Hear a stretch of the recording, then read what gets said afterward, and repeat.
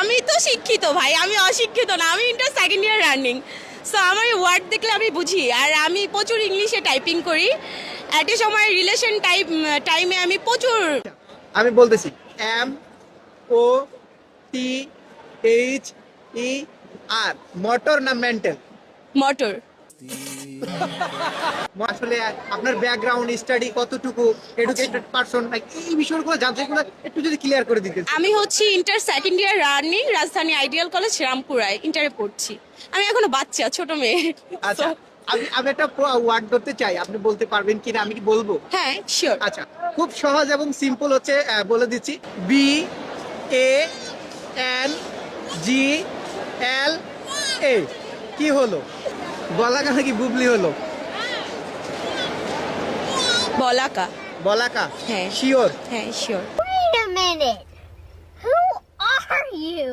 কেমনে সম্ভব? আপনি বলছেন আমি ওয়ার্ড, আমি তো শিক্ষিত ভাই, আমি অশিক্ষিত না, আমি inter second year running. So আমার ওয়ার্ড দেখলে আমি বুঝি, আর আমি প্রচুর ইংলিশে টাইপিং করি।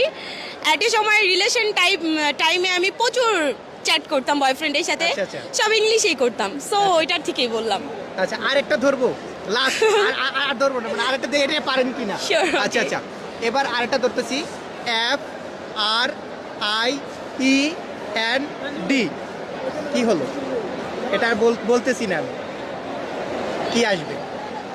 আবার আরেকবার। F R I E N D. Final.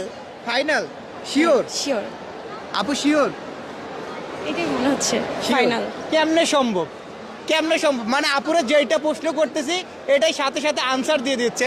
আপুর এই মানে এই বাক্যগুলো আসলে সঠিক হয়েছে কিনা আপনারা কমেন্ট বক্সে বলে যাবেন। আর ভিডিওটি আজকে এখানে সমাপ্ত করছি। আপু মার্কেট করবে এখন।